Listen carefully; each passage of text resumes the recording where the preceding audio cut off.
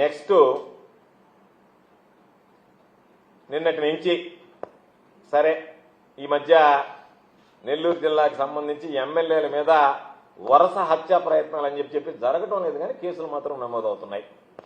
ఒకటి పాపం కావలి ఎమ్మెల్యే మీద మాజీ ఎమ్మెల్యే హత్యా ప్రయత్నం అని ఒకటి కోవూరు ఎమ్మెల్యే గారి మీద నక్సల్స్ హత్యా ప్రయత్నం అని ఒకటి, నిన్న రూరల్ ఎమ్మెల్యే కోటమిరెడ్డి శ్రీధర్ రెడ్డి గారి మీద. అంటే ఈ కేసులో ఎవరు నిరికించాలో హత్యా ప్రయత్నం అనేటువంటిది నాకు అంతుపట్టడం లేదు. ఎందుకంటే ప్రతి హత్యా ప్రయత్నంలో ఎవరినో ఒకరిని ఇరికించడం అనేటువంటిది జిల్లా ఎస్పీకి అలవాటు అయిపోయింది కాబట్టి దీనిలో ఎవరెవరిని ఇరికిస్తారనేటువంటిది చూడాలి. ఎందుకంటే దాని మీద కూడా నేను వివరంగా ఇస్తా. నిన్నటి నుంచి సరే ఇది ప్రారంభమైంది, వీడియోలు రావడం రకరకాలైనటువంటి. సరే ఆ వీడియోల గురించి జిల్లా ప్రజలు రాష్ట్ర ప్రజలు ఏమి వ్యాఖ్యానిస్తున్నారనేటువంటి దాని కింద కామెంట్స్ పోయి చూస్తే అర్థమైపోతుంది ఒకసారి.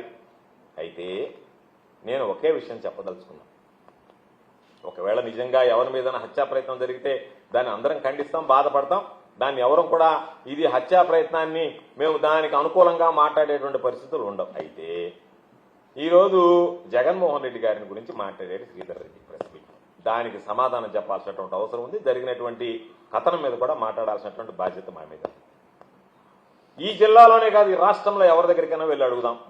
శ్రీధర్ రెడ్డితో సహా చెప్పినటువంటి మాట ఏంటంటే, జగన్మోహన్ రెడ్డి అనేటువంటి వ్యక్తి లేకపోతే నేను జీవితంలో శాసనసభ్యుడిని కాలేను.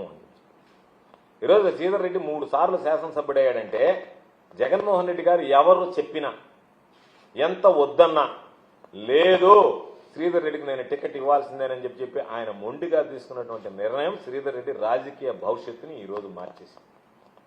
శ్రీధర్ రెడ్డి అనేటువంటి వ్యక్తి శాసనసభ్యుడయ్యాడు. కనీసం దాని గురించి ఒక్కసారి ఆలోచన చేస్తే జగన్మోహన్ రెడ్డి గారిని గురించి మాట్లాడడానికి అసలు నోరు అనేటువంటిది రాకూడదు, రాదు కూడా.